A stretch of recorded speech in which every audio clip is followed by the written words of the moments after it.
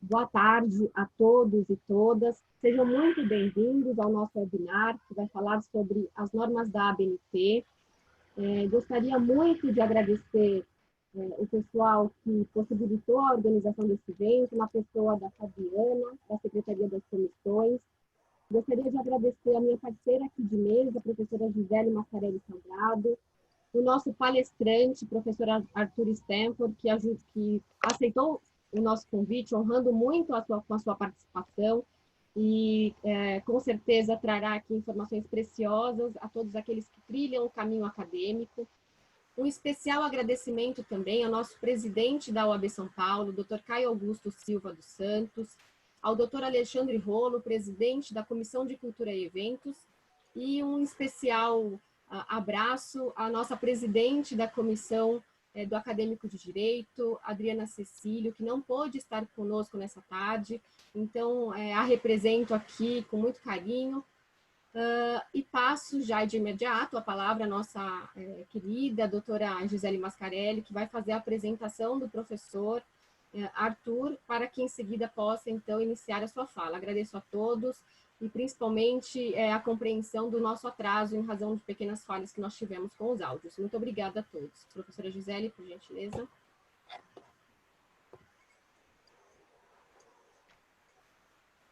Seu áudio, Gi.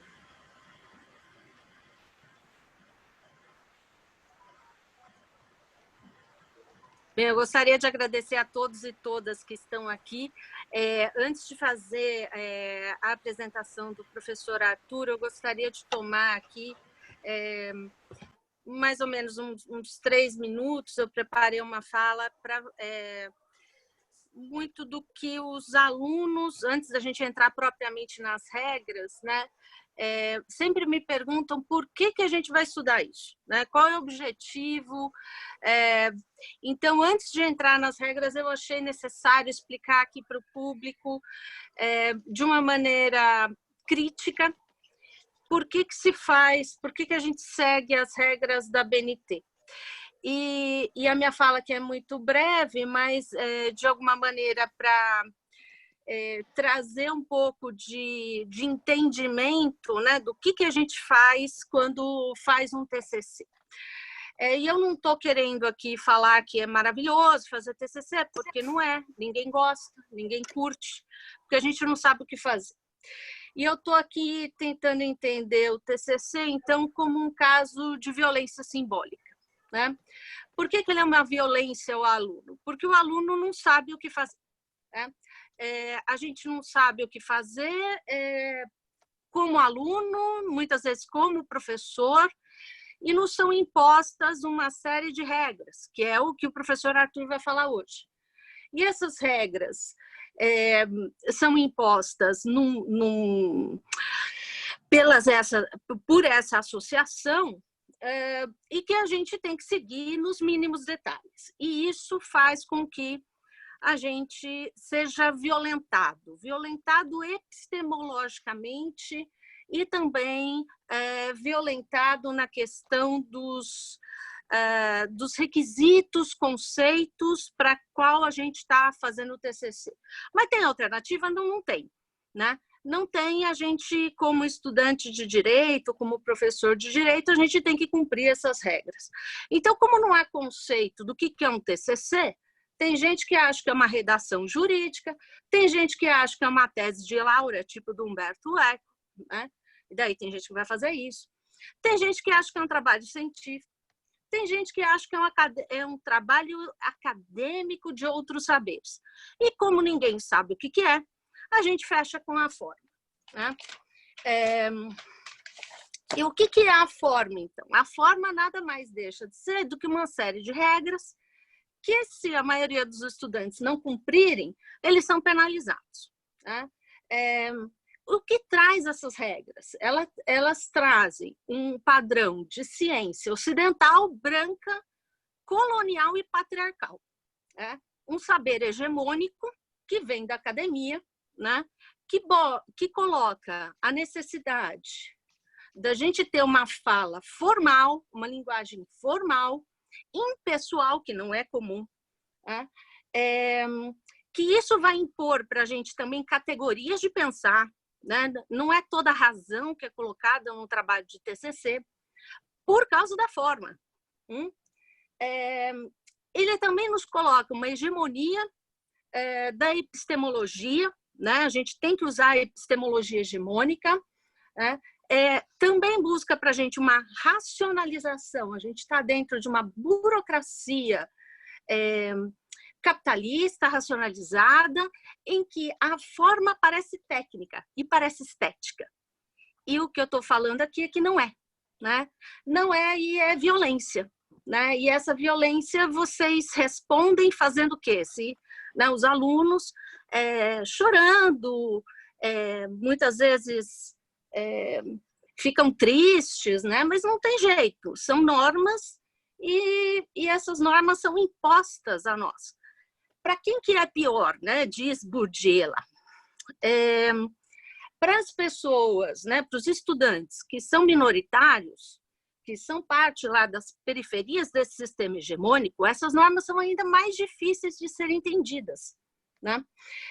Então, o que eu queria trazer aqui antes de, né, apresentar o professor Arthur é isso, né? Que nós vamos nos deparar aqui com normas que a gente não gosta, mas que se a gente não seguir, a gente não consegue fazer o TCC, né? Deu para me ouvir? Tá tudo certo? Perfeito. Só um minutinho aqui.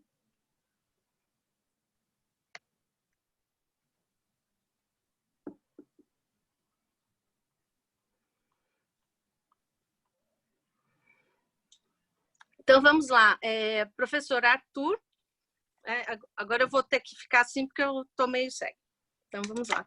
É professor e mestre em Direito Público, pós-doutor em Teoria dos Sistemas Sociais da Universidade do Chile, doutor em Teoria e Filosofia e Sociologia do Direito pela UFP, diplomado em Estudos Avançados no 3º ciclo, do doutorado de Direitos Humanos e Desenvolvimento pela Universidade de Sevilha, Espanha, e é um grande prazer, né, hoje tratar aqui, dividir, né, esse trabalho com o senhor, né? Muito obrigado por ter aceito o convite. Eu que agradeço.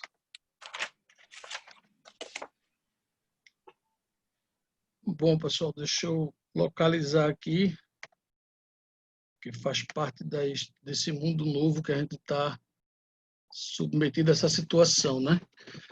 Deixa eu... Me achei. Tá compartilhando a tela? Está sim, professor. Perfeito. Qualquer coisa me avisem aí, eu vou seguir.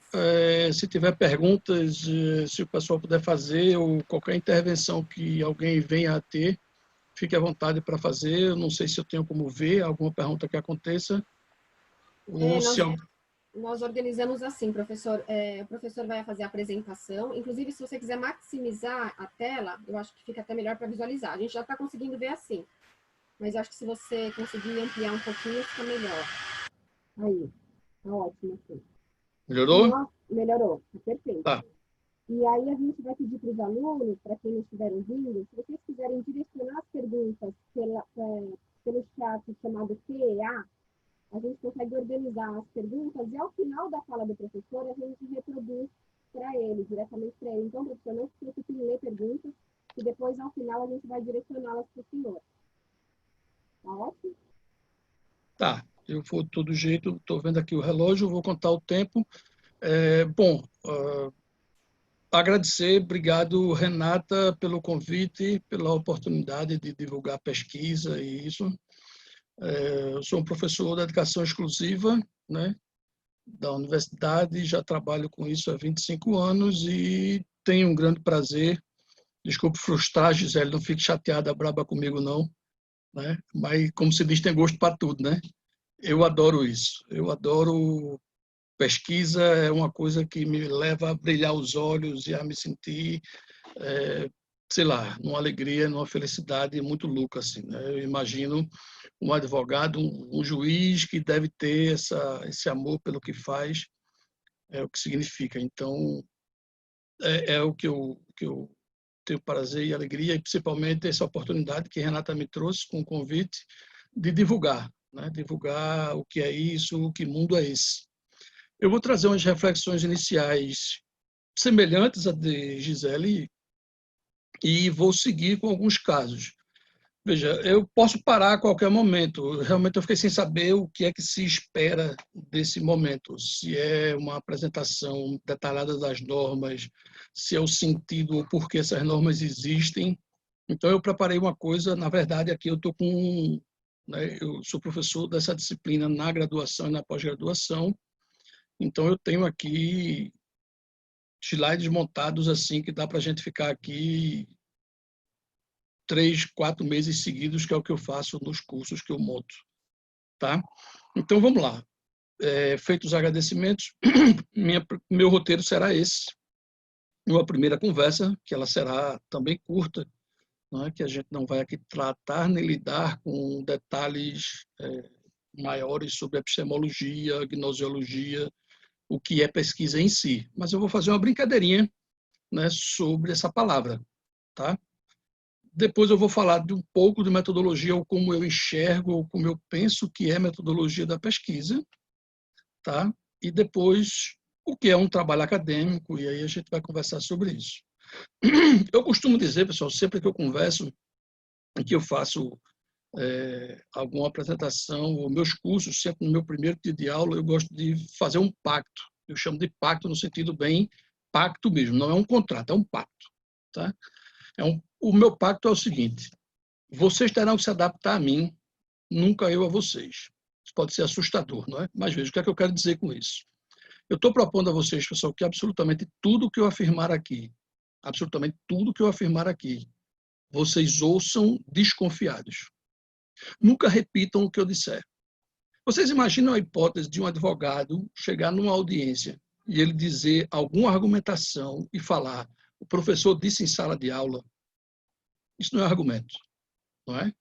A gente argumenta porque a gente estudou. A gente vai citar um livro, vai citar um artigo, vai citar uma fonte, tá? Então, quando eu peço a vocês esse pacto de vocês me ouvirem desconfiados, né? Qualquer coisa que eu venha a afirmar, se vocês tiverem, ou se chamou a atenção de vocês, se vocês tiverem curiosidade de discutir ou entender mais, possam pedir, eu entrego uma bibliografia, entrego referências, digo de onde eu tirei, tá? Então, meu pacto é esse.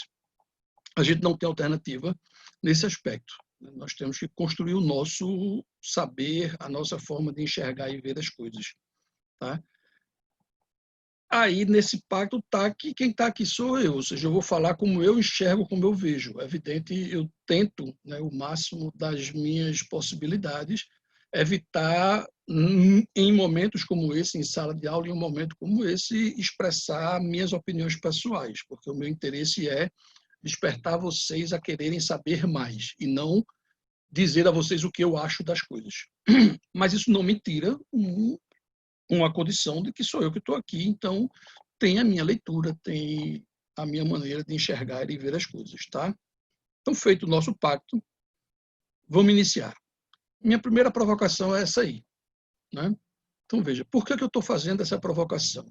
Eu estou chamando a atenção com essa frase. Luiz Antônio Marcus, que foi infelizmente faleceu há pouco, foi um linguista aqui de Recife, da Universidade Federal, um dos maiores pesquisadores que eu conheci na área de linguagem, e muito do que eu vou dizer aqui está nos livros dele e está na perspectiva e na visão dele de sociedade. Então, o que eu estou chamando a atenção é isso, pessoal. Veja, língua, linguagem, idioma, necessariamente é uma atividade social, histórica e cognitiva.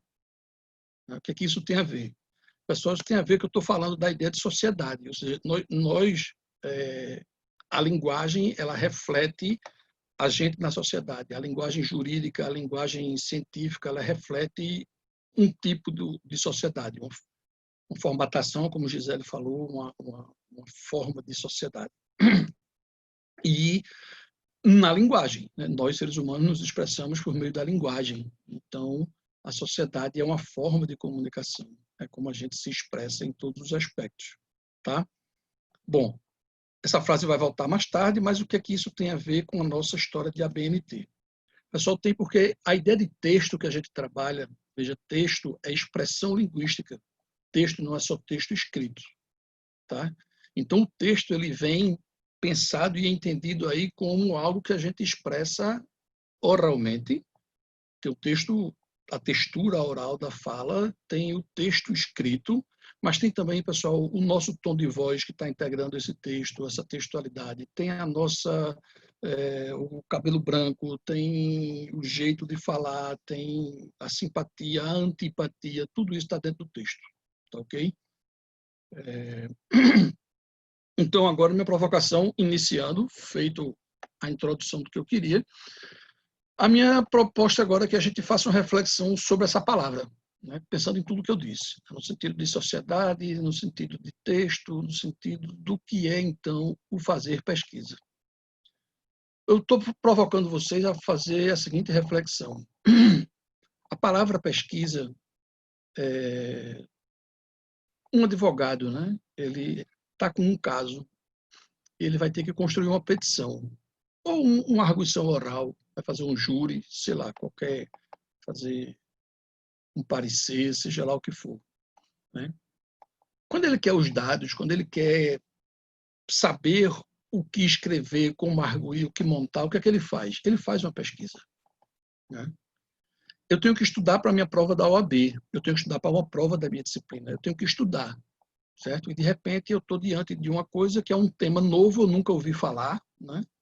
E eu quero saber o que essa palavra significa, eu quero saber o que é essa discussão, o que é que se está tratando hoje nesse assunto. O que é que eu faço?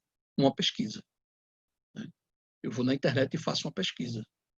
E eu tenho que fazer, como Gisele falou, não sei se é a maioria dos que estão aqui presentes, mas eu quero fazer um TCC, eu quero fazer uma dissertação, eu quero fazer uma tese, eu quero fazer um artigo para publicar numa revista, né?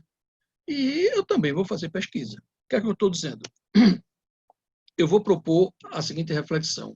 É possível a gente distinguir, ou se eu pergunto a vocês o que diferencia uma pesquisa para um estudo, estudar para a OAB, para estudar para uma prova, estudar para alguma coisa, de uma pesquisa que eu vou cunhar o adjetivo forense no sentido do que vocês imaginarem de uma peça ou de uma situação forense, seja sentença, acórdão, seja petição inicial, contestação, todas as formas de contestação previstas no Código de Processo Civil, uma arguição oral, tá? Um parecer. Então, o forense aí ele pode ser um parecer não judiciário, ele pode ser um parecer para uma organização, para uma instituição, ou para um processo administrativo, por exemplo, tá? A palavra forense está em todos esses ambientes. E existe um outro uso, pessoal, que eu botei a palavra ciência porque é o mais utilizado. Vocês podem tirar, né, e botar acadêmico, tá? Não necessariamente tem que ser ciência. A provocação seria, é a mesma pesquisa, a palavra é a mesma. Estruturalmente, ela é composta por essas letras e a gente pronuncia igual. É a mesma pesquisa. O que é que vocês diriam?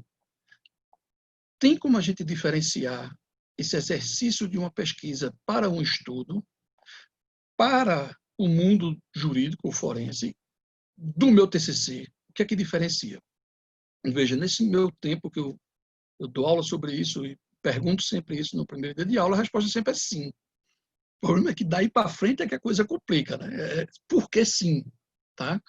Então, minha proposta é o seguinte, infelizmente a gente não tem como estar num bate-bola para poder ver como isso se desdobraria entre vocês, tá? Mas esse meu tempo, o que é que eu vi?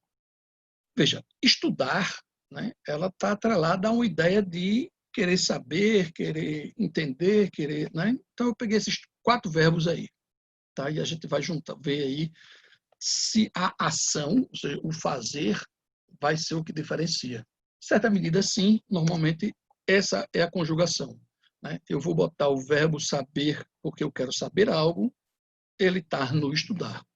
O convencer já complica um pouco, né? Mas eu botaria o convencer mais no mundo jurídico, tá? Ou até no mundo do estudo, pessoal. quem realmente pesquisa, quem está atrás de pesquisa, ele não está muito preocupado com o convencer, no sentido em que uma pesquisa científica de verdade, ela sabe os seus limites, né? Qualquer grande pesquisador, vocês verem aí na história, Newton, Einstein, os grandes cientistas do mundo, eles eram pessoas, nos seus escritos totalmente explícitos, que é limitado, né? Toda teoria, a teoria não é, o mapa não é o território, né? Então, toda teoria ela é uma proposição, uma discussão, ela não tem o elemento convencer, né? Mas tem provocar reflexão, né? A palavra provar também ela é complexa. Dependendo de onde a gente estiver discutindo, sim, o provar tem mais relação com a ciência, né? Algumas condições a gente quer provar, tem muito a prova da física, a prova. Então, é uma palavra mais híbrida, né? Veja que ela está mais misturada entre o mundo do direito, onde a gente vai querer provar, né? Tudo da ciência, né? E a palavra justificar, eu vou guardar ela mais para a ciência, né? Ainda que o direito tenha as argumentações, tenha a maneira da gente argumentar, daí o nosso pacto inicial, mas eu preciso justificar sim, porque eu estou, né? Jurista tem disso, né? Quem lida aí com o mundo do direito sabe que o civilista, o penalista, né? O tributarista, o pessoal tem a frase: que tese você vai defender para esse caso, né? O penalista usa mais essa expressão, né? Qual a sua tese nesse que você vai defender, tá? Então, veja, a justificação vai estar aí num elemento onde a gente vai ter que estar dizendo de onde tirou. Eu vou conversar mais sobre isso daqui a pouco, tá? O que é que essa tela está me dizendo? O que é que eu estou querendo provocar para vocês com essa tela? Veja, pessoal, que não é fácil, tá? Eu estou querendo dizer porque eu tenho tido muita alegria ao orientar juízes, procuradores, promotores, né? E, bom, como eu sou pesquisador, eu tento provocá-los na seguinte ideia: por que vocês não trabalham um tema da sua vida, assim, do seu cotidiano, uma coisa que você vai usar na sua prática, né? Porque isso lhe ajuda a ter os dados. E a gente faz um exercício aqui de cientificação dos dados de um cotidiano, de um problema cotidiano seu. Isso, pessoal, está a palavra que eu estou querendo usar é amor, né? Não tem quem realmente, Gisele tem total razão, não tem quem suporte, não tem quem se dedique a um tema que ele não gosta, que ele não suporta, que ele não... Isso é muito cansativo, né? Se dedicar a uma pesquisa de algo que você não tem amor é impossível. Então, o que eu estou provocando aí quando você pensar no seu tema de pesquisa, pense numa coisa que você, quanto mais estuda, mais você quer estudar. Quanto mais você lê, mais você quer ler. Quanto mais você procura e pega dados, mais você quer procurar e pegar mais dados ainda, tá? Então, essa história que ela é meio interminável, né? Eu gosto de usar a expressão pesquisa viva.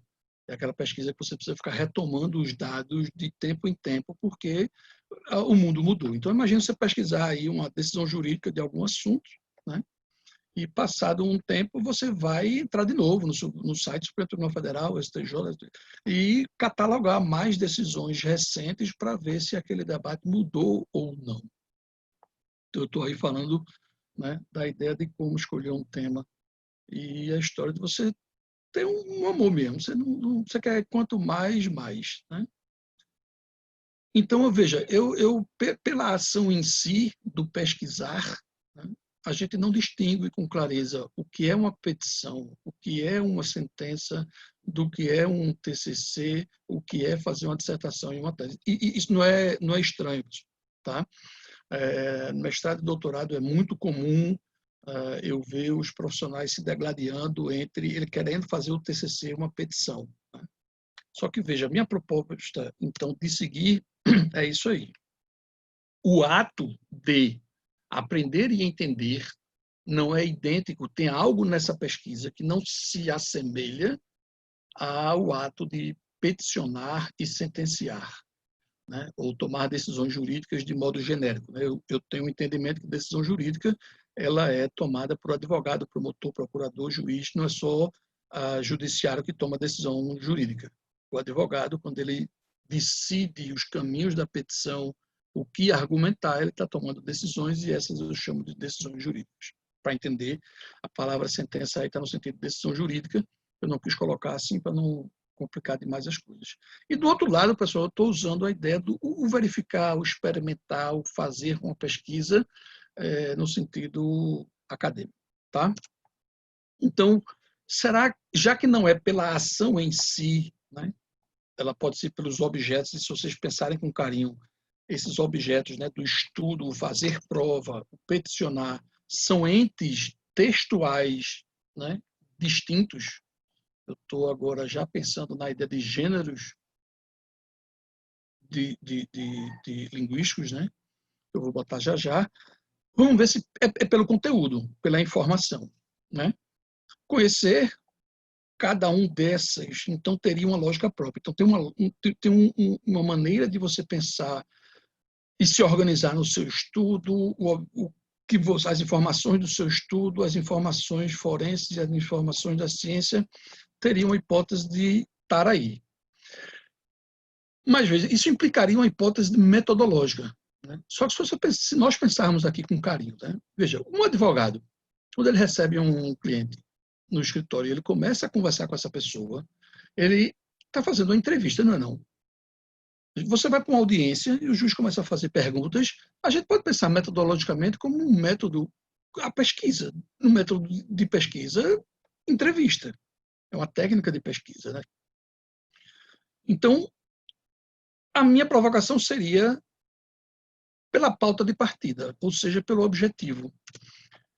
O que diferenciaria então, essas três formas de pesquisa é que o meu objetivo ao estudar é me informar sobre algo para fazer um exercício, uma atividade, passar numa prova, fazer um concurso público, algo assim, né? O forense, eu estou querendo defender uma condição jurídica, eu quero defender uma causa, eu quero defender algo, né? E na ciência eu vou usar a palavra teorizar. Tá? Então, no mundo do estudo, eu vou fazer um concurso, vou fazer algo nesse sentido, o meu objetivo tem uma finalidade que se diferencia uma da outra. Tá? Pessoal, a gente pode ficar aqui vários meses conversando sobre isso, o que eu queria provocar era só isso. É possível diferenciar, a palavra pesquisa está junto aí, e isso é um problema maior no mundo do direito, porque eu acho, pessoal, que a gente faz sim, a gente faz pesquisa ao fazer uma sentença, a gente faz pesquisa para fazer uma petição, só que ela tem um diferencial da ciência, porque aí vem a minha provocação, porque, pessoal, no mundo do TCC, no mundo da dissertação, da tese, de escrever um artigo, a gente não tem que defender algo, certo? A gente pode provocar uma reflexão, tá? No mundo científico, pessoal, nós somos livres para poder falar de Rui Barbosa, Pontes de Miranda, de qualquer autor, desdobrar a teoria dele, discutir com ele, concordar com partes e discordar em partes. Tá? A gente tem essa liberdade no mundo científico, no mundo acadêmico. O que, aí eu vou concordar com Gisele, no mundo forense, não. Mas eu acho que no mundo científico, sim. Tá? Ninguém nos limita, né? Não tem limite de tema no mundo acadêmico. A gente pode pegar qualquer tema. Eu digo isso aos meus alunos. Veja, normalmente eu digo que todo tema é pesquisável. A gente precisa transformá-lo em um tema de pesquisa.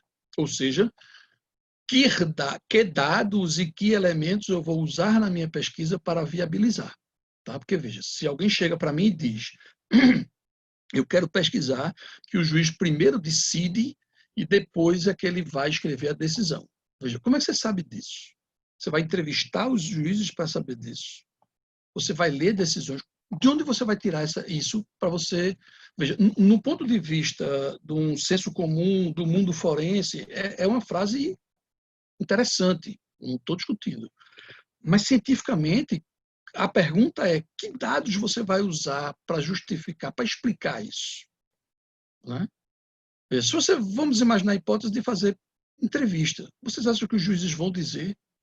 Eles vão falar que fazem isso, né? Sabendo que a própria literalidade do Código de Processo Civil diz que a justificativa não é A decisão judiciária ela não pode ser arbitrária, ela tem que ser neutra e todos os elementos da imparcialidade, da neutralidade na decisão, né? Que é um critério de justiça, inclusive. Né? Estou dizendo que há, né, no mundo real, mas é um critério de justiça, né? Pelo menos a imparcialidade. Se o juiz tem relação com uma parte, ele deveria não julgar. Né? Imparcialidade no sentido de relação com a parte. Tá? Neutralidade científica é outra conversa, a gente precisaria de mais outro dia. Pessoal, veja o que é que eu estou provocando para a gente fechar essa parte e seguir. A ideia, então, do eu acho, ela não funciona no mundo do TCC, né? Na pesquisa científica. Né? A ideia do estar sabendo, pessoal, isso é fofoca. Esse é o ponto. Né? Veja, TCC não é lugar de fofoca. Né? A academia não é lugar de fofoca. Né? Eu não estou dizendo que você não pode ter no seu artigo uma frase ou outra provocando alguém a uma reflexão e, né, existem as polêmicas, existem as intrigas e as inimizades nesse ambiente. Eu não estou falando que isso não existe. Né? Mas por que não é fofoca? Né? Porque a gente tem que apresentar os dados. A gente tem que dizer de onde, né, a gente tirou isso. Então, veja, eu não posso não ter essa resposta. Tá? Eu não posso não ter essa resposta. Eu tenho que ter uma resposta de onde está. Então, eu preciso da informação. Né? Eu preciso dizer ao meu leitor, ou a quem está na banca, ou a quem estiver em outro espaço, qual é a fonte, de onde é que eu estou tirando isso. Por isso, aquele pacto no início. Eu preciso daquele pacto porque eu preciso da fonte. Tá? E aí, pessoal, um dos pontos centrais das normas da ABNT é o problema da autoria. A gente não pode se apropriar das ideias dos outros. O conteúdo, a redação acadêmica, o jeito de desenvolver. Então, eu preciso necessariamente apresentar os dados. Pessoal, veja como isso é real no mundo acadêmico. O direito ele é assim. Né? Ou pelo menos deveria ser. Né? Escrever uma petição, escrever uma sentença, eu tenho que apresentar os dados. Tá? Mas, no mundo acadêmico, eu preciso dizer por que esses dados e não outros. Isso já não é necessário. Né? Na minha petição, eu escrevo os dados que eu quiser. Veja, no direito, lembrem que eu estou no mundo da defesa de. Por isso eu gosto desse verbo defesa e deixar ele para o direito, não para a academia. Na defesa de, eu não preciso dizer tudo. Tá? Até se diz, né, que se você encontra uma sentença contrária ao que você vai pedir, ao seu pedido, a parte contrária que traga essa sentença. Eu não preciso trazer ela. Eu não sou obrigado a apresentar todos os meus dados numa petição. Né? O pessoal no TCC a gente tem que apresentar. Se eu começo o meu TCC com uma perspectiva, uma hipótese, né? E os dados que eu começo, por exemplo, a decisão tal, o juiz, o Supremo Tribunal Federal está julgando desse jeito. Eu começo a catalogar as decisões e vejo que não. Pessoal, é ético eu dizer que não. É ético eu escrever que eu estava enganado e que aquilo não é assim. Tá? Então, no mundo científico, é antiético a gente não mostrar os dados. Veja que isso não é antiético no mundo jurídico. Eu não sou obrigado a, na minha petição, estar trazendo toda uma exposição do marco teórico e dos autores que eu estou usando. Eu posso selecionar arbitrariamente na minha petição o que eu quiser. Tá? Bom, quanto à sentença, a gente pode discutir isso, mas aí me demandaria mais outro encontro. Para terminar definitivamente, pessoal, eu proponho o seguinte: eu não sei o que é pesquisa, não me perguntem. Eu até costumo dizer o seguinte: jurista não sabe o que é direito, sociólogo não sabe o que é sociedade, politólogo não sabe o que é Estado, não sabe o que é poder. Mas a gente conversa sobre direito, conversa sobre sociedade, conversa sobre poder. Tá? Então, eu não preciso de um conceito definitivo e terminal, mas eu preciso diferenciar o que eu estou chamando de pesquisa científica do que não é. Minha proposta é simples, eu quero trazer para a expressão pesquisa científica, no mínimo, um procedimento que envolva coletar dados, organizar esses dados, sistematizá-los e analisar, pessoal. E na hora de analisar esses dados, essa análise, normalmente no nosso mundo, que é as ciências sociais, a gente tem uma base teórica para fazer isso. né, seja uma base teórica, teoria teoria da argumentação, teoria sociológica, teoria história do direito, sei lá, no modo mais amplo, né? Mas eu tenho uma base teórica que vem. Tanto é assim, pessoal, se vocês olharem com carinho, né, os juristas, pelo menos os dogmáticos, eles são cheios de doutrinas distintas sobre o mesmo debate. Então, imaginem nisso, tá? Então, há, no momento da análise, a necessidade de uma perspectiva teórica que está norteando a minha análise dos dados, o que eu vou falar sobre os dados, tá? Então, eu posso pegar várias decisões jurídicas e fazer uma análise da argumentação, eu posso fazer uma análise retórica, eu posso fazer uma análise de discurso, eu posso fazer uma análise de conteúdo. Tudo isso é diferente, pessoal. São olhares totalmente distintos sobre os mesmos dados, tá? Pronto, pessoal. Então, a gente, com isso, está provocando vocês a distinguir dois elementos: os tipos textuais e os gêneros textuais, tá? Isso eu estou Luiz Antônio Marcucci, que propõe essa distinção. Então, veja, tipos textuais é quando você tem as estruturas dos aspectos lexicais, sintáticos, tempo verbal, você está preocupado com, né? Por exemplo, um projeto de pesquisa, pessoal, o projeto de pesquisa ele é escrito no tempo verbal futuro. Será pesquisado, irá fazer. Mas o meu TCC já não é. Eu costumo dizer que a introdução do meu TCC deve ser o meu projeto de pesquisa, alterando o tempo verbal do passado para, ou do futuro para o passado, né? Eu não vou mais dizer irei fazer, eu vou dizer eu fiz, né? Se construiu, chegamos a, decidimos, fomos buscar os dados, catalogamos, é tudo passado, tá? Os gêneros textuais, pessoal, eles vão nos servir aqui exatamente para saber de uma coisa que eu acho fundamental para nós, inclusive para desmistificar esse problema de normas e ABNT, que é o seguinte: a gente, quando olha estruturalmente uma petição inicial, eu não preciso ler o conteúdo, eu olhando ela estruturalmente, eu sei que ela é uma petição.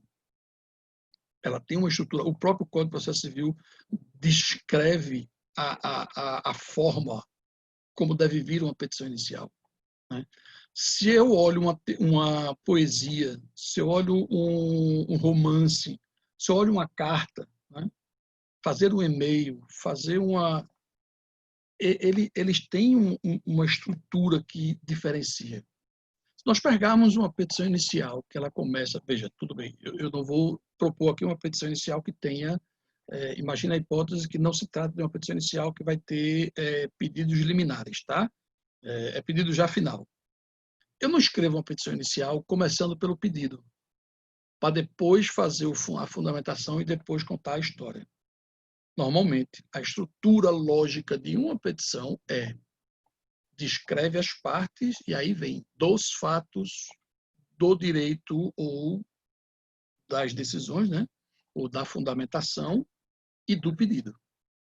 Quem não faz nessa estrutura, todo mundo que olhar para este documento, se não tiver nessa sequência, vai dizer ele não é jurista.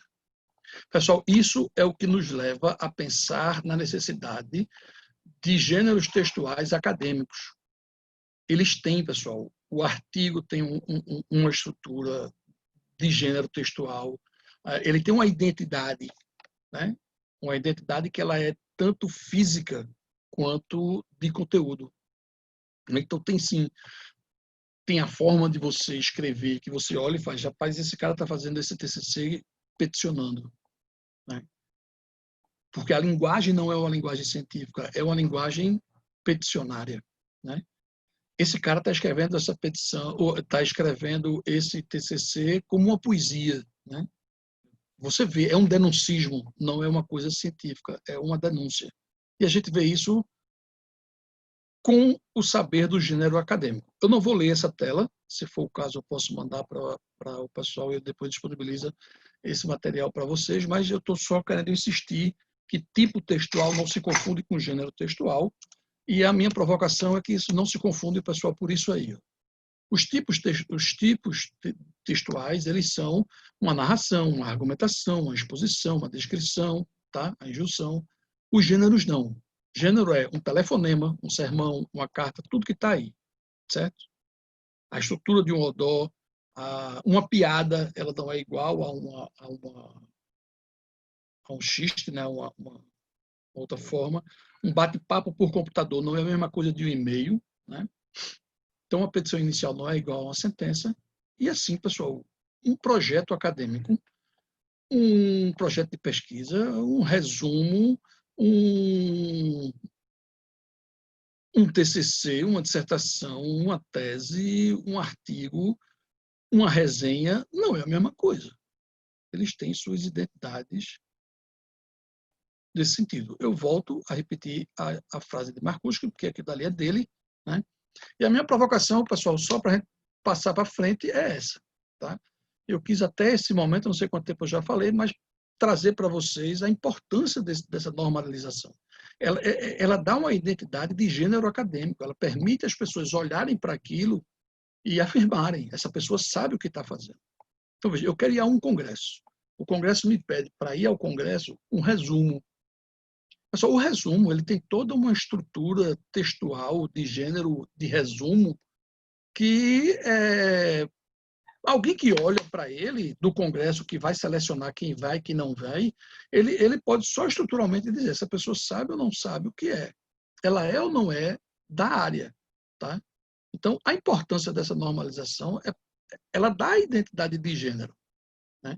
Eu fico imaginando os juristas vendo alguém que nunca fez uma petição na vida, de repente entregar um documento qualquer, como o juiz olharia para isso. Imagina a hipótese que habeas corpus é uma das ações judiciais que qualquer pessoa pode fazer. O juiz sabe. Né? O juiz olha para aquilo e vê. Então, ela tem essa identidade. E eu quero guardar isso para o nosso mundo, ou seja, para o mundo acadêmico também. Tá? E essa identidade, ela tem um elemento formal, ela tem uma estrutura, e ela tem um conteúdo, ela tem um cuidado de redação, tem um cuidado no como construir, da maneira de citar e fazer referências. Tá? Então, o que é que eu quero, em resumo, colocar? Pessoal, é importante sim, né, por mais que seja insuportável, cansativo, você fazer toda aquela acuidade com a construção, né? Do puxa 4 linhas, do faz isso, e bota para cá, e um e-mail, e não sei o quê. Tem tudo isso, né? Se a gente não quiser contratar alguém que o faça, mas isso é importante sim, pessoal, porque isso dá exatamente assim como a gente quer a identidade da sentença, da petição inicial, do parecer, né? Se foi feito por um jurista, se não foi feito por um jurista. E essa identidade que a gente quer para o mundo jurídico, pessoal, também é importante ter ela e querer ela no mundo acadêmico. Eu estou mantendo a palavra acadêmico, porque não necessariamente o acadêmico significa pesquisa científica no sentido mais complexo que isso vai demandar. Eu acho, por exemplo, que um TCC, onde você, por exemplo, você pega, todo mundo diz que justiça não existe, cada um tem a sua. E então um aluno chega e fala, professor, eu quero pesquisar sobre justiça. Eu não vou dizer não pesquise, né? Eu vou trabalhar com ele como tornar isso viável. Então imagine, ele fazia perguntas sobre qual a concepção de justiça de Hans Kelsen. Pessoal, Kelsen é um autor que ele tem só em português 5 livros que tem a palavra justiça. Né? A ilusão da justiça, o que é justiça, né? A própria teoria pura do direito, né? O livro do Teoria Geral do Estado. Então, ele tem em várias obras isso. E imagine, eu vou pegar essa literatura e vou discutir o que é justiça. Então, esses livros, eles são o suporte de onde eu vou tirar os dados. Uma vez feito esse trabalho, eu vou procurar literatura secundária, ou seja, o que as pessoas comentam, né? O que se disse, o que se fala, o que se debate, o que se critica, da ideia de justiça em Kelsen. Veja, pessoal, eu acho isso um TCC maravilhoso. Sabe? Eu não acho que um TCC só é TCC se ele tiver esse negócio de... Isso, para mim, é uma pesquisa empírica, me desculpem lhe dizer, é sim pesquisa empírica. Né? Agora, é uma pesquisa empírica de cunho bibliográfico. Por que ela é empírica? Porque eu precisei catalogar os dados nesses documentos. Né? Isso não é uma pesquisa de opinião. Eu não peguei 3, 4 livros. Eu tive que saber o material que eu vou utilizar. Eu tive que catalogar. Tá? Em sendo, então, assim, eu diria que sim, a dogmática ela é científica, tanto quanto a sociologia, a história, qualquer um, do mesmo jeito que tem sociologia, tem história, que não é ciência. Tá? Ela pode ser um trabalho acadêmico, mas não científico. Bom, se fala muito, né, de você fazer pesquisa teórica e pesquisa prática. Talvez a gente pode andar por aí, mas eu quero só desmistificar, pessoal, que não necessariamente uma pesquisa só será pesquisa científica, porque ela é empírica no sentido de ir para a favela coletar dados, ir no mercado, procurar saber como os advogados funcionam, fazer antropologia. Não, não é. Tá? Eu acho que a dogmática é pesquisa, a dogmática é científica, desde que ela trabalhe nessas condições que eu estou colocando. Né? Assim como um sociólogo pode ser um machista, pode ser um chutão, desculpa a terminologia, né? Um não cientista, o dogmático também pode ser um não cientista. O dogmático pode ser um cientista e o sociólogo pode ser um cientista. Tá? Então, eu não tenho nenhuma dificuldade em admitir, porque a minha perspectiva de pesquisa não está atrelada a se é dogmático ou não. Né? Pelo contrário, tem aí vários autores atuais que dizem a importância da união dos saberes, né, e não da separação entre eles. Né? Vera Regina de Andrade tem um livro maravilhoso chamado Dogmática. Né? José Rodrigo Rodrigues tem um livro aí muito bom falando sobre a relação da dogmática com a sociologia, onde não se tem mais esse viés da negação da dogmática. Mas eu prefiro manter a palavra acadêmico por isso, né? Porque eu acho que sim, a gente pode fazer um trabalho mais tranquilo, a gente pode fazer um trabalho mais simples no mundo da graduação, que não demande uma canseira tão grande de uma cientificidade tão complexa que viria, que eu a vejo necessariamente num doutorado. Até no mestrado eu não viria tanta complexidade ou a exigência de tanta complexidade. Tá? Bom, pessoal, desse jeito, então, eu tenho a seguinte ideia. A gente tem a identidade no mundo acadêmico do gênero textual acadêmico, ou gênero do trabalho acadêmico, em relação à forma e ao conteúdo. Tá? Então, eu tenho uma perspectiva estruturada. Se vocês quiserem, pode botar isso no mundo jurídico, numa petição inicial, numa sentença. Veja que é a mesma coisa, só que a gente vai trabalhar aqui o acadêmico, foi o que me pediram. Né? Questão de ABNT. Tá? Então, é isso que eu vou trabalhar a partir de agora. Primeira provocação. Para que fazer citação? Por que eu tenho que fazer uma referência? Pessoal, de tudo que eu disse até agora, eu já estou na expectativa que vocês devem estar dizendo aí para fundamentar, para dizer ao meu leitor de onde eu tirei. Mas um outro ponto, pessoal, extremamente importante é a gente não se apropriar das ideias alheias. Né? Isso é plágio. Plágio é um problema grave dentro do direito. Né? Plágio no jargão jurídico, plágio é crime, pessoal. Sei que a gente... Né? Sei que tem gente aí que pega um texto, muda 3, 4 palavras e diz que é dele, mas lembre que teve um ministro na Alemanha que entregou o cargo de ministro porque ele foi denunciado que a sua tese de doutorado foi um plágio. Né? Então, veja, em países mais organizados, né, que têm um maior respeito pelo direito no sentido normativo mesmo, isso é grave, né? Porque aí a gente está lidando com um elemento ético extremamente forte. Né? Não tenho agora o nome do ministro, mas se vocês quiserem, depois perguntem. Eu tenho ele aqui anotado em outro lugar, mas não aqui agora. Não tinha nem pensado em falar disso. Mas veja, o plágio, pessoal, é a apropriação da ideia alheia. Por isso que a citação ela pode ser direta e indireta. Aí a maioria pergunta, mas e a citação indireta? Eu tenho que dizer. Eu não vou usar os elementos constitutivos da citação direta para identificar aonde a fala é do autor começa e a fala do autor termina. E o que é minha fala? Ela está ali misturada. Mas eu digo, quem quiser estudar mais sobre isso, procure fulano, fulano e fulano. Então, eu tenho que citar, tenho que dizer, tenho que fazer referência. Tá? Bom, Aí está, pessoal, o nosso mundo normativo ABNTenista. Certo? Eu não vou assustar vocês. As principais aí são exatamente a 6023, que ela se alterou agora em 2018. Sempre, pessoal, que eu vou iniciar um semestre, eu ponho na internet, né, no Pai Google, normalmente, NBR e o número, certo? Veja, o mês e o ano pode mudar, mas o NBR e o número não muda. Então, sempre que vocês quiserem ver se tem alguma norma atualizada da ABNT, é só você botar no Google NBR 15287. Se vocês quiserem alguma coisa mais detalhada, você bota NBR 15287, projeto de pesquisa. Tá? Se aparecer alguma que não for de 2011, é uma mais nova. Então, aí tá, pessoal, eu fiz isso hoje de manhã, né? Procurei se tinha alguma atualização. Não tem, a última foi essa de 2018. Tá? E são as duas principais que a gente tem, né? Ou as três principais normas, pessoal. É a 14724, a 10520 e a 6023. Tá? Tudo que eu vou falar aqui está baseado nessas normas, né? E nas outras coisas.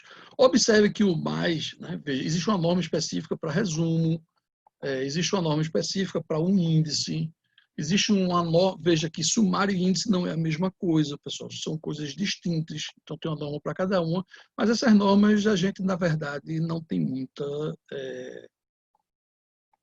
aplicação no cotidiano, no que a gente faz, tá? A norma de projeto de pesquisa também é interessante a gente olhar para ela está aplicada num projeto que eu tenho, quando eu trabalho na disciplina, tá? Então, vamos lá. Pessoal, só para vocês verem o que é o teor da norma, né? Ela vem a identidade dela na tela aí, não sei se para vocês é direita ou esquerda, mas no meu é a esquerda. Aparece aí norma brasileira, a BNT, NBR e o número dela. Todas são assim, isso é a capa dela. Logo após a capa vem o que está embaixo, que é o sumário, né? Então, ela vem com essa estrutura aí de sumário, tá? E depois vem o conteúdo dela. Eu tirei esse conteúdo aí, que é lá para, não sei nem que página é essa, página 20 ou 30 da norma, mas o que eu quero mostrar a vocês com essa tela, pessoal, é que, veja, a gente está falando aqui agora exatamente da ideia de citação, né? Como fazer uma citação ou uma referência. Observem no que está na tela, né? Veja o exemplo 1, 7.1.1, aí vem a textualidade da norma, os elementos essenciais para um livro, folheto, são, parará, barará, barará. Então, veja, existem elementos essenciais, existem elementos complementares. É a primeira coisa que eu acho que a gente tem que observar. Tá? E veja, pessoal, que na ABNT, para cada caso, ela bota um exemplo. Então, pessoal, quem gosta daquela brincadeira de jogo dos 8 erros, eu acho que essa é a principal regra para a gente aprender a lidar com as normas de ABNT. Não tem mistério, pessoal. É jogo de 8 erros. Certo? Veja uma brincadeira bem simples. Observem no exemplo 2, elementos essenciais. Tá? E observe no exemplo 3, elementos essenciais. Olhe só o nome do autor no exemplo 2. E olhe o nome do autor no exemplo 3. Que diferença vocês percebem aí? Bauman, e o nome está inteiro. No exemplo 3, não. Só vem Gomes e as primeiras letras e ponto. Pessoal, antes de 2018, a estrutura do exemplo 1 e 2 não era admitida na ABNT. Ou você era obrigado, a ABNT só previa casos do exemplo 3. Tá? Então, veja,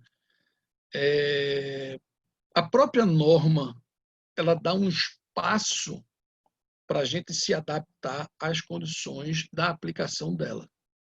Tá? Lembre que a gente falou que esses são os elementos, né, necessários para a gente trabalhar do gênero do trabalho acadêmico. E a minha proposta, pessoal, é que vocês anotem, né, esses elementos. E isso eu acho que isso para mim aqui é norma. Tá? E eu vou explicar por que isso para mim aqui é a norma.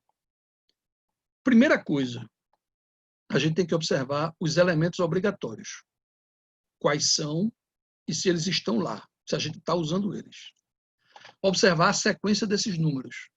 Normalmente é autor, o título da obra, cidade, editora e ano.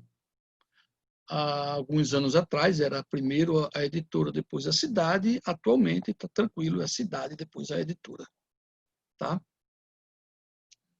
Então veja, quais são os elementos obrigatórios, qual é a sequência, a pontuação aplicada, a questão das maiúsculas e se o destaque, desculpem, e se o destaque ele deve vir itálico ou em negrito. A ABNT antes dizia negrito, né? Ela manteve aí o exemplo do negrito, mas eu tenho visto muitas editoras colocando a exigência de itálico e não negrito. Então, pessoal, o que é regra de ABNT? Vocês perguntarem. Eu, pessoa física, diria a vocês, pessoal, regra da ABNT é uniformidade. Ponto. Acabou. Não tem outra regra de ABNT. Certo? Por quê? Porque, pessoal, existem vários sistemas de citação no mundo. Eu estou imaginando aqui a hipótese que vocês olham se eu vou querer publicar isso aqui. Até nas normas brasileiras, se vocês olharem as revistas brasileiras, né, na área de direito, tá? Eu quero publicar nessa revista. Se eu tivesse como mostrar a vocês, então você entra na revista. Hoje a maioria está no Open Journal System, né? Que é uma plataforma gratuita, onde você alimenta ali a sua revista, e lá tem as regras para os autores. Né? Pessoal, eu tenho no meu computador uma pasta só de regra. Quando eu quero publicar numa revista, eu pego as regras dessa revista e salvo na minha pasta. Eu imprimo elas. Não, esse artigo aqui agora está pronto, terminei meu artigo, eu vou mandar para a revista tal. Eu imprimo as regras, boto ao meu lado e fico fazendo toda a formatação em separado. Tá? Veja o que essa tela vai dizer a vocês. Na nossa área, ou seja, no mundo das ciências humanas, 3 sistemas são fortes mundialmente, mas como nós somos no Brasil, temos a ABNT. Observem aqueles itens que eu acabei de dizer. Elementos obrigatórios, ordem, pontuação, certo? Observe se eles estão aí e como estão. Cada elemento que está aí. Então, a regra de Chicago é essa daí. A APA, que é de psicologia, é essa. A de linguística é essa. E a ABNT é essa. Pessoal, não tem mistério, não. Tem segredo nisso daí, não. É jogo de 8 erros. Observe que na de Chicago, primeiro ponto, não tem itálico nem negrito em canto nenhum. Eles não usam nada disso. Vem o nome do autor. Veja que o nome do autor é só a primeira letra maiúscula. Faça uma comparação do nome do autor nas 4 que estão na tela. Só a da ABNT, o último nome é todo maiúsculo. Os demais não são, não. Para a gente seguir na tela e não ficar neurotizando aqui, observe o lugar do ano, o ano da publicação, no de Chicago. É a última informação. Se for livro, mas se for artigo, vê onde ele vem. Ele vem entre aspas. E antes desses 2 pontos. Sabe o que tem escrito aí? Que essa revista, a revista A, que eu inventei, mas é a revista acadêmica da Faculdade de Direito do Recife, no seu volume 3, número 93, do ano de 1998, nas páginas de 639 a 660, tem esse artigo lá. Veja que o artigo vem entre aspas. Olhe que na ABNT não tem aspas e na APA não tem as aspas. Na de linguística já pede aspas quando é artigo. Veja que na de linguística o nome do livro ele está em itálico. A de Chicago não tem itálico, a da psicologia não tem e a da ABNT que é negrito. Então veja, pessoal, a gente vai fazer o quê, né? Observe que eu estou na de psicologia, o ano vem... Veja a coisa. Na de psicologia, vem o nome do autor, ponto, abre o parênteses, vem o ano, fecha parênteses, ponto novamente, para depois vir o título. Né? Veja que nas outras não é assim. Tá? Então, veja, tem P ponto, a ABNT. A de linguística é PP ponto. E as outras duas nem P ponto tem, é direto. Veja que a de Chicago botou 2 pontos e as páginas. A de psicologia é uma vírgula e as páginas. Então, pessoal, eu vou pedir a vocês que acatem a hipótese de que essa é a regra da ABNT. O que nós temos que ter em nosso trabalho é a revista para a qual vocês querem publicar. Peguem as regras dessa revista, salvem ela no seu computador, imprimam ou ponham numa tela ao lado e respeitem essa norma literalmente, olhando todos os elementos de detalhe que eu acabo de pedir a vocês para fazer. A única regra que eu peço a vocês que nunca esqueçam, se vocês puderem sair daqui decorando ela, é uniformidade. Não tem outra, cara. Veja, se você pegar, né, tanto que eu trabalhei lá na faculdade para a gente criar as normas da faculdade. Né? Por quê? Porque a ABNT ela diz que a fonte é 12, mas não diz se é Arial, se é Times New Roman. Mas, então, se ela não pediu, pode botar qualquer uma. Aí começa a aparecer aquelas letras de gente que eu não sei se é de design, não sei o que é, mas aquelas letras árabes cheias de garranchos. Não, então vamos fazer. É Arial. Né? É claro que alguém que entrega em Times New Roman não vai ser, não vai perder ponto nem nada, mas uma letra, né? A gente estabeleceu Arial, tá bom? Para manter uma uniformidade. Mas se vocês olharem com carinho e vocês entrarem em várias revistas brasileiras de direito, certo? A revista de Direito de Família, a revista da Unifor, a da Unicinos, que eu não estou me lembrando agora, a da Faculdade de Direito da gente, a revista brasileira de Sociologia de Direito, a revista de qualquer uma que vocês imaginarem aí, Direito Civil, Processo, cada uma tem as suas regras, certo? Então a gente tem que respeitar as regras dela, pessoal. O que eu peço a vocês é que olhem essa sequência desses elementos aí. Não decorem não, mas se puderem, né, imprimam isso aí e observem esses 5 itens, certo?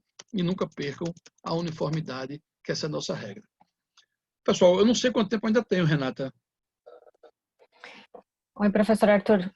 A gente normalmente segue 1h30, né? Até umas 4h30, considerando algumas perguntas. Se você quiser se encaminhando aí para fazer uma finalização e a gente abre para as perguntas, aí qualquer complemento também acho que pode ser respondido, né, nas perguntas. Tá, então se eu for jogar aqui, mais 5 minutinhos, mais 2. Perfeito. Tá. Então, veja, pessoal, a regra da ABNT, ela bota o que é elemento pré-textual, textual e pós-textual, é olhar em cada um desses o que é obrigatório, o que não é, tá? E como cada um está constituído. As regras gerais, pessoal, são essas aí, tá? Isso é a ABNT, como eu falei, ela bota a fonte 12. Então, a estrutura é essa. Veja que a ABNT agora, né, ela mudou e incluiu a palavra reciclável, que antes não tinha, só tinha papel branco A4. Hoje vem escrito papel branco ou reciclável, tamanho A4. Essas são as margens dela e vem esse detalhe que é as normas fonte 12 em entrelinhas 1,5. E se a gente for fazer uma citação com mais de 3 linhas e as notas de rodapé, ela desce, né, para um tamanho menor. Né? Veja, a ABNT, pessoal, na literalidade, ela escreve em um número menor. Né? Só que, por alguma razão, se for Arial, esse número menor é 10. Tá? Mas podia ser 11, certo? E o entre linhas, ele deixa de ser 1,5 e passa a ser simples. Essas formatações são cobradas. Se a gente não faz, a turma já vê que a gente não é da área ou fazem risadagem do que a gente está fazendo, tá? Então, veja, pessoal, não vou repetir isso, a gente já conversou sobre isso, mas enfatizar que, sim, pessoal, a gente faz citações para que o nosso leitor conheça de onde a gente tirou. Lembra do nosso pacto no início dessa conversa, tá? Demonstrar que a gente tem um conhecimento da área. Você pode pegar um texto e não ler nenhuma linha. Tá? Eu estou fazendo uma pesquisa sobre inteligência artificial no direito. Aí, pá, eu vou na internet e encontro um texto. Eu não leio nenhuma linha dele. Eu vou nas referências e olho o que ele está citando. E aí eu vou ver. Ah, tá, me interessa, não me interessa. Certo? Então, veja, demonstrar o conhecimento da área e mostrar as fontes pode levar o leitor a perceber que aquele texto não está na linha da pesquisa que ele está interessado, tá bom? Mostrar por onde a gente andou, tá? E, claro, tem também a história da força do argumento, que sempre, se você está citando, você vai fazer um trabalho na área de civil, penal, administrativo sobre determinado assunto, e a gente sabe nessa área que não pode não ser citado, né? Quem são aqueles que são os autores que têm que estar lá. Cuidado com o plágio, né, para não incorrer em plágio. E aí, pessoal, a gente tem isso. As notas elas podem ser de referência, rodapé ou explicativas. Tá? E lá no final, pessoal, a BNT ela tirou a palavra bibliografia e botou referências. Nós, juristas, somos uns dos culpados dessa mudança. Antigamente se escrevia bibliografia. Porque não é mais. Porque antigamente só vinha bibliografia e vinha separado livro, artigo, jurisprudência e legislação. A ABNT, quando retira a palavra bibliografia e põe referências, ela está dizendo que é uma lista única em ordem alfabética e essa ordem alfabética deve vir contido tudo o que a gente se referiu. Ou seja, se for legislação, ela tem que estar nessa lista, se for jurisprudência, tem que estar. Não mais faz listas separadas para cada tipo de material, tá? É uma lista única. Então, por isso a palavra hoje é referências. A gente tem duas formas de sistema, que é o autor data e o numérico. A gente não tem como desdobrar, mas eu vou só mostrar fisicamente a existência deles, tá? O sistema autor data, pessoal, ele vem com o texto e depois do texto ele abre as parênteses, vem o nome do autor, após o nome do autor, observem tudo direitinho, isso tem que vir, né? O autor, ponto e vírgula, o segundo autor. Claro que foi o que fiz, eu sei o que está escrito aí é Cláudio Souto, Solange Souto, no livro publicado em 1981, que é a Sociologia do Direito, na página 14, ele desdobra isso. O que é que eu vou chamar a atenção para vocês? Pessoal, isso é uma citação indireta. Veja que não tem nenhuma identidade. Essas palavras são minhas. O que eu estou escrevendo aí, o que está escrito aí é leitor. Se você quiser saber de onde eu tirei de Cláudio Souto e Solange Souto neste livro, e de Luciano Oliveira neste outro livro.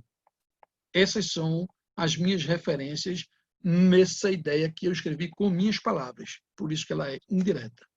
A direta, pessoal, ela tem duas formas. Se ela tem menos de 3 linhas, e aí tem que observar isso com todo carinho. Se ela tem menos de 3 linhas, veja, o que é importante na citação? Direta. Eu deixar claro para o meu leitor quem sou eu falando e quando a voz é do autor. Então, eu preciso colocar as aspas quando ela tem menos de 3 linhas. Ela vem na mesma estrutura do texto, só que entre aspas. O que é que está escrito aí?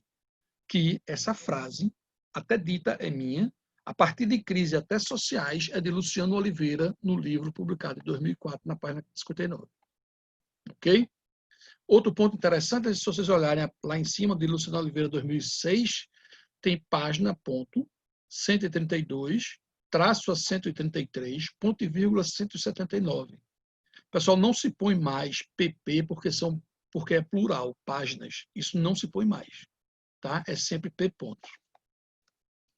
Se ela for com mais de 3 linhas, é que a gente tem o fenômeno do recuo, que eu acabei de falar antes. Eu venho com o meu texto, abrir. O que eu sugeriria a vocês, pessoal, era simplesmente que você procure dar uma textualidade aonde necessariamente o leitor se vê na sequência da informação, né? Então, uma maneira de tratar a cientificidade do direito é não separar as ciências naturais de ciências sociais, afinal, todo conhecimento científico é sempre probabilístico. Pensar cientificamente será sempre. Então, veja que a fala de Cláudio Souto, ela entra na minha redação, certo? Se o leitor não seguir, ele não vai entender o que eu quero dizer. Tá? Eu tenho uma certa paranoia com esse negócio de segundo fulaninho vai ser pá, segundo ciclaninho tá, segundo não sei o quê. Eu confesso que eu não leio quando eu vejo isso, né? Muita gente dizendo muita coisa e no fim fica, para mim, cansativo. Eu não olho, eu passo por cima. Mas se eu tiver nessa literalidade, eu não tenho o que fazer. Senão eu não entendo o que a pessoa está dizendo. Tá? Pessoal, o sistema numérico, que é a outra forma, é aquele que é mais comum na área do direito. Então, qual é o melhor? É o autor data ou o numérico? Veja só, Se a instituição de vocês não tiver a norma para isso, na faculdade de Direito a gente não fez norma para isso. A gente deixou livre. Os nossos alunos eles podem escolher o que eles gostam mais. Tem argumentos favoráveis a um e ao outro, tá? O que eu vou insistir é a uniformidade e a gente não pode usar os dois sistemas no mesmo trabalho. Se a instituição de vocês não tem essa norma, né, se vai ser sistema numérico ou sistema autor-data, e vocês têm uma que gosta, ponha uma. Se ela tem, pessoal, é respeitar as regras da casa, tá? Numa revista, necessariamente respeitar as regras da casa e botar o que a revista manda. Regra qual é? Uniformidade. Fechou? Então, veja, em relação às aspas na citação direta, é a mesma coisa. Em relação ao texto vir com recuo em ter mais de 3 linhas, o recuo de 4, reduzir o tamanho da fonte, botar espaços é igual, certo? Em relação a isso é igual. O que muda é o conteúdo de baixo, né? Mas não a fonte. Pessoal, aí veja, aqui agora seria, se fosse o caso, se alguém quiser alguma pergunta, a gente colocar aqui casos concretos, né? Seria, a partir daqui, a gente simplesmente colocar, e aí eu fico à disposição de vocês, sei lá, de repente até, desculpem, é que eu descobri que eu esqueci de ligar a fonte e o notebook está aqui já pedido a morte, mas eu consegui recuperar. Então, veja, eu fico por aqui. Eu acho que o principal ponto que me foi pedido, que era tentar desmistificar para vocês o medo e o pânico das normas da ABNT, espero ter alcançado. Se quiserem fazer exercícios, eu tenho aí, a gente pode. Se quiser marcar outro dia para a gente vir brincar aqui com essas normas, eu estou à disposição. Tá? Renata, mais uma vez, obrigado. Gisele, obrigado também. Eu que agradeço em nome de todos, professor Arthur. Nosso chat aqui está bombando com elogios à palestra. Realmente um tema que a gente teve uma adesão muito grande, né? A gente teve mais de 500 inscritos e quase 200 aqui participando com a gente ao vivo. Lembrando que fica gravado, então a gente depois vai disponibilizar na página do YouTube da Comissão de Cultura e Eventos. E como o professor Arthur bem demonstrou, esse é um tema que os alunos têm verdadeiro asco, né? E não só alunos, vamos falar a verdade, né? Às vezes professores e orientadores também o têm, e às vezes com desconhecimento do assunto, né? Alguém que é verdade. Então, o tema ele é bastante amplo no sentido de que a gente poderia tratá-lo de situações específicas, né, de forma absolutamente extensiva, mas infelizmente nosso tempo não nos possibilita. Então fica aqui o convite da nossa comissão do Acadêmico de Direito para ouvi-lo mais sobre o assunto, professor Arthur, numa segunda webinar ou numa palestra, eventualmente, quem sabe presencialmente. Seria excelente poder trazê-lo para cá, para São Paulo, para nos conhecermos pessoalmente. Mas, independente disso, eu gostaria de reiterar nossos agradecimentos pela palestra didática, absolutamente foi encadeada de uma lógica que acho que trouxe aqui para o nosso ouvinte os caminhos que precisam ser trilhados para quem decide escrever um trabalho acadêmico e com rigor e o formalismo que, gostando-se ou não, é necessário. Então, ficou absolutamente claro, organizadas as ideias, os alunos estão aqui, os ouvintes, né? Nem todos os alunos ainda acadêmicos, mas às vezes a gente tem aqui professores também ouvindo, e alunos de pós-graduação também interessados, não só do direito, nós temos também tido muitas pessoas de outras áreas, são super bem-vindos também. Então, fica aqui também o meu agradecimento a todos os ouvintes e pedir, professor Arthur, que é um pedido reiterado, isso quer dizer, para disponibilizar, se possível, algum desses slides. Eu vi que eles têm uma dinâmica, né, professor, que talvez não seja fácil de compartilhar todos eles, mas às vezes uma síntese para a gente disponibilizar nas nossas redes sociais, tá? Fica à vontade também, se não quiser, mas como tem sido um pedido reiterado, acho que também ajuda muito os alunos a localizarem os números, né, da ABNT, o que vale, acho que dá um caminho bem interessante para os nossos ouvintes e alunos. Obrigada em nome de todos mais uma vez, professor Arthur, e eu gostaria de passar já a palavra para a Gisele, que ficou responsável então de repassar as perguntas dos nossos ouvintes. Obrigada. Então, bem, não sei se vocês estão me vendo, me ouvindo, acho que sim, né? Bem, tem algumas perguntas aqui, né, para o professor. eu acho que eu vou começar com essa. O formato em itálico usado nas palavras em outro idioma ou é somente nas palavras em destaque? E depois uma outra pergunta também, falando da questão do aspecto, o que são aspectos lexicais? Tá, veja, o problema do itálico, sim, o itálico normalmente ele é indicado no texto que a gente está desenvolvendo, na redação, o itálico ser aplicado para as palavras estrangeiras. Mas várias revistas estão pedindo que o título do livro, nas referências ao final, elas venham em itálico. Tá? Então, veja, uma coisa é, no meu texto, eu estou usando o que é, inclusive são discussões interessantes, né? Você está usando internet. Né? Aí um vai dizer, não precisa botar itálico porque já virou português. Aí o outro vai dizer, não, mas a internet não é, né? Seria rede. E aí, bom, quem tiver na dúvida, ponha, né, a palavra internet em itálico, porque ela é não de origem do português. Sim, o itálico é para isso. Isso é uma discussão, isso é uma situação. Outra é as revistas que estão pedindo que o destaque lá nas referências ela venha em itálico e não em negrito.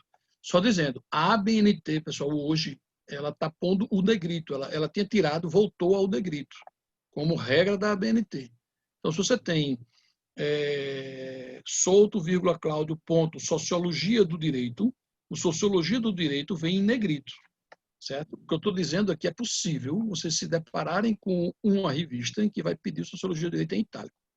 Pessoal, em relação ao lexical, isso é uma questão de linguística, né? Veja, uma coisa é quando a palavra ela tem referência mais literal, né? O léxico mesmo dela, né?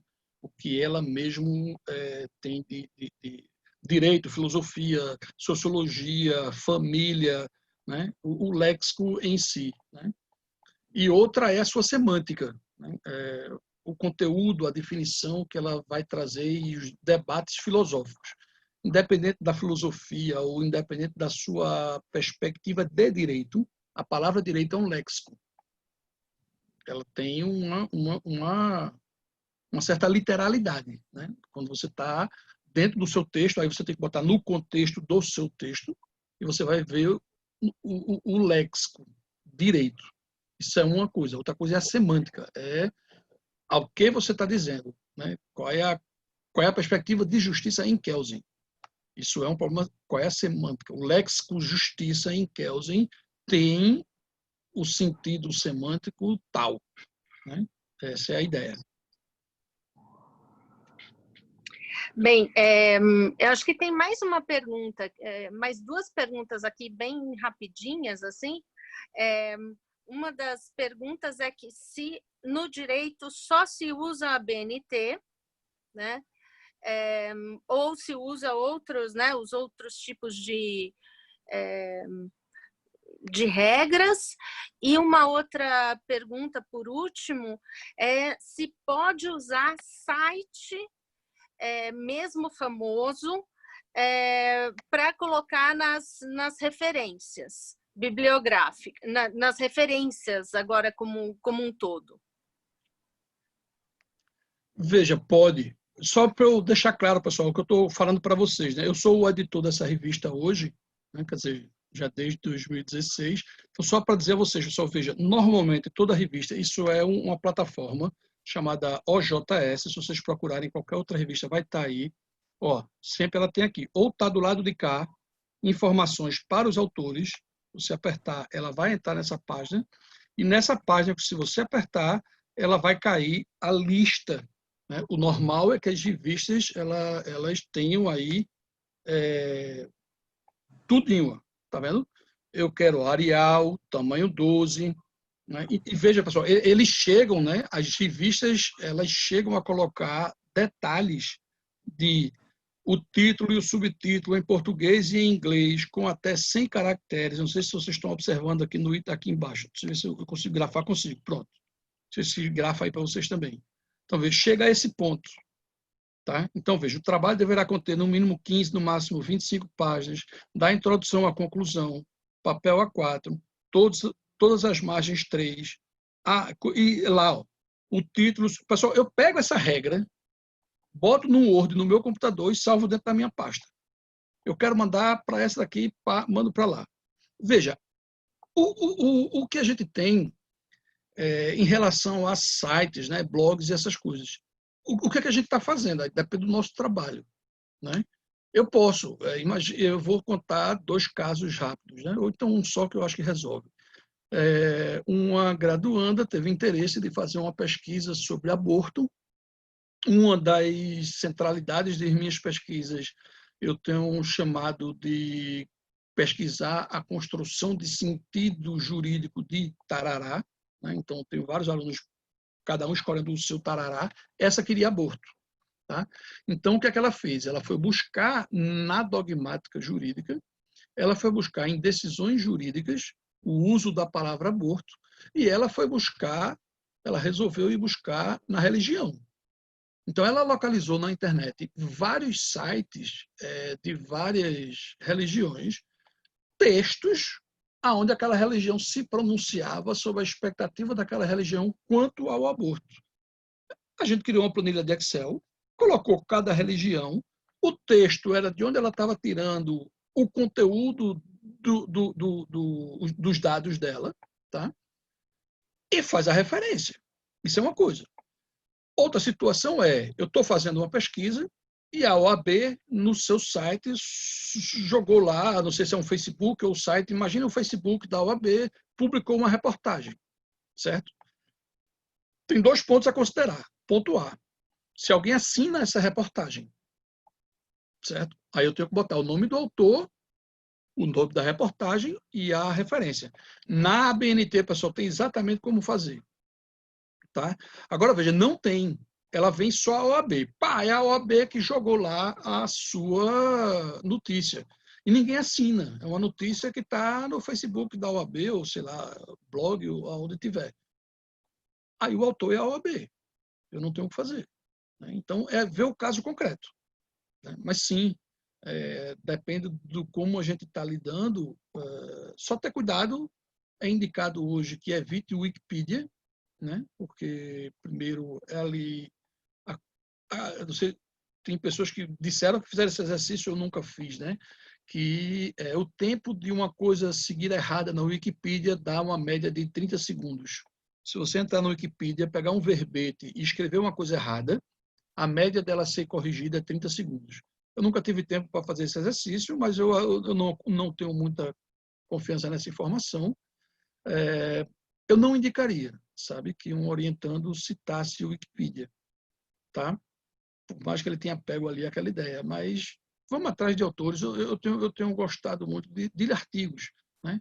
A nossa área ainda é muito de livro, né? A gente quer muito livro, principalmente manual. Eu tenho estimulado as pessoas a procurarem artigos. A gente tem tanta revista boa hoje na área de direito, em todas as áreas do direito, sabe? Eu acho que é uma boa incentivar e pedir a vocês que procurem esse material. Deixa eu ver como é que eu saio daqui agora. Bem, eu acho que tem várias perguntas aqui, mas eu acho que, pelo adiantado da hora, eu acho que não sei se dá para fazer mais ou não. Oi, Gi, eu acho que tem só uma última pergunta de uma aluna falando do APUD, né? Não tem alguma? Acho que ela insistiu, né? Fez umas 3 vezes. Se puder, acho que terminar com a dela, pode ser? Pode ser. Então, deixa eu pegar aqui. Eu não sei o que foi que eu fiz, eu não estou conseguindo. Ela pede para explicar, né, o que é o APUD e acho que aqui um outro, quando usar, né? Tá. Veja, pessoal, isso é o seguinte, imagine que vocês, eu queria, na verdade, como é que eu consigo sair daqui? Eu ia fazer uma brincadeira, mas eu não estou conseguindo. Veja, imagine a hipótese de vocês estar diante de um texto, certo? Um texto, sei lá, não sei quem seria um autor aí, mas vocês pegarem o artigo... Está passando, tá, essa tela? Tá sim, tá passando.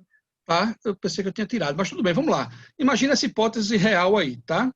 Eu tenho esse texto aqui e tem uma passagem do texto que eu quero citar. Certo? Deixa eu ver se eu acho uma passagem legal aqui. Pronto, essa aqui, ó. E eu achei legal essa coisa dessa visão de conflito social de fato, parará, tá bom? Veja, o texto eu já vi que é de Germano e Renata, ok? Esses são os autores do texto que eu estou acessando. Se eu for fazer a citação não da frase, os movimentos sociais são os autores, se não é essa a minha frase, essa frase seria uma citação usando eles, os autores desse artigo. Se a frase que eu quero citar é essa aqui, isso é apode. Apode, pessoal, veja, eu não tenho domínio do latim e do grego, né? Também não, eu nunca uso. Eu uso citado por, tá? Apode é citado por. Então eu boto eu venho no meu texto, né? Esse trabalho vem discutindo as ideias, dentre as formas de você discutir o que é conflito social, você tem a hipótese de pensar no conflito social como algo que é inerente à própria vida das sociedades, né? E eu vou fazer isso aqui. Veja, eu vou ter, ao meu leitor, eu vou ter que dizer a ele que eu acessei essa obra aqui. Então, como é que eu faço isso? Eu vou ter que pegar e escrever o meu texto. Quando terminar o meu texto, eu vou botar lá Teixeira Fernandes, Apode, e botar o texto aonde eu encontrei essa frase. Ou seja, Bonfilh e Schwartz, Bonfilh, ponto e vírgula, Schwartz, vírgula, 2020, vírgula, página tal. O que é que eu estou dizendo ao meu leitor? Que eu, como estudante e pesquisadora, acessei esse texto aqui. Se você quiser saber aonde eu peguei aqui. Agora, essa ideia não é desses autores, é de Fernanda. Como eu me livro do apode? Veja, a única forma de se livrar do apode é se você pegar, né, e lá no final, procurar o texto de Teixeira e Fernandes e citar ele diretamente. Senão não tem o que fazer. Por isso que a gente diz, se o apode for um livro que você encontra com facilidade, procure fazer ele diretamente.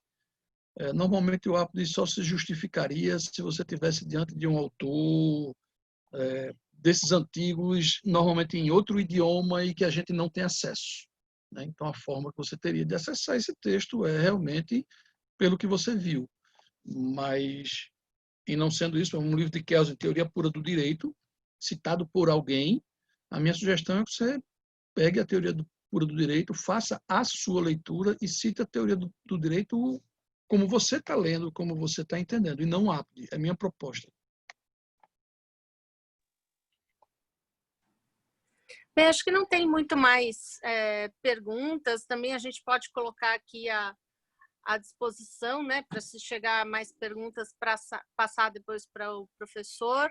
Eu gostaria de agradecer muito a palestra, né, e passar de novo a fala aqui para a professora Renata, que vai fazer o encerramento.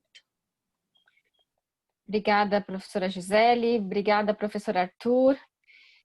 De novo, reitero a necessidade de continuação desse webinar, então espero que o professor não tenha ficado chateado pelos problemas técnicos do nosso começo aqui. Aproveito, inclusive, para agradecer a compreensão de todos. Da próxima vez a gente se organiza para entrar um pouquinho antes e tentar resolver eventuais questões técnicas, mas eu acho que merece a gente fazer um segundo tempo dessa palestra, porque há muitas dúvidas, eu tenho bastante, também não as farei, para não tomar o tempo de todos. Me comprometi aqui com o pessoal da OAB que nós não passaríamos muito das 15 para as 17 horas, que é exatamente o tempo que nós temos agora. Então, vamos deixar, sim, as dúvidas para um segundo momento e gostaria muito, muito de agradecer ao professor Arthur por ter aceito o meu convite, em nome da nossa comissão e em nome, sobretudo, do Núcleo de Incentivo à Escrita, que eu e a professora Gisele, com muita honra, muito honradas do convite da Adriana, fazemos parte, né, e coordenamos. Então, temos trazido aqui para os nossos alunos palestras para ajudá-los nessa difícil tarefa que é escrever, né, e os alunos do direito, apesar da gente saber que faz parte, né, nós temos a oralidade e a escrita como dois instrumentais inafastáveis, né, da nossa profissão, mas quando o assunto é escrita acadêmica, científica, a gente sabe que a dificuldade ela é generalizada e, sobretudo na área do direito, muitas vezes maltratada. Então, é um prazer trazer professores como o senhor, entusiasmados assim com o tema, e que tem muito a contribuir e engrandecer a nossa qualidade de pesquisa e o aprimoramento acadêmico de todos os nossos alunos, enfim, né, que tenham, de fato, interesse para melhorarem as suas pesquisas. Então, com isso, eu agradeço a todos e a todas que ficaram aqui conosco, agradeço a compreensão pelos problemas iniciais e o pequeno atraso no início da nossa palestra, da nossa webinar, e finalizo, então, reiterando o nosso convite e agradecendo a todos. Mais uma vez, agradeço a Fabiana, ao Davi, que nos auxiliam na Secretaria das Comissões para que tudo aconteça dentro do esperado. Eu sei que hoje, provavelmente, deu um pouquinho mais de trabalho do que de costume, né, Fabiana? Mas me desculpe por isso. Agradeço de novo o trabalho de vocês. Em nome do nosso presidente, Caio Augusto Silva dos Santos, e do nosso presidente da Comissão de Culturas e Eventos, Alexandre Rolo, participem todos vocês das nossas redes sociais para acompanharem as nossas próximas palestras, inclusive a segunda vinda do professor Arthur, que eu sei que não demorará a acontecer. Acompanhe as nossas redes sociais no Instagram, @academico.absp. Temos uma página também no Facebook, que é a Comissão do Acadêmico de Direito da OAB São Paulo. Lá nós sempre divulgamos todas as nossas palestras, então não tem como a gente ficar enviando, infelizmente, por e-mail, foi solicitado aqui pelo chat, a gente não tem como fazer isso, mas acompanhem sempre as nossas redes sociais, que vocês acompanharão as próximas palestras, e estão todos mais do que convidados. Obrigado, professor Arthur, agradeço a todos. Obrigada. Boa tarde, gente. Estamos em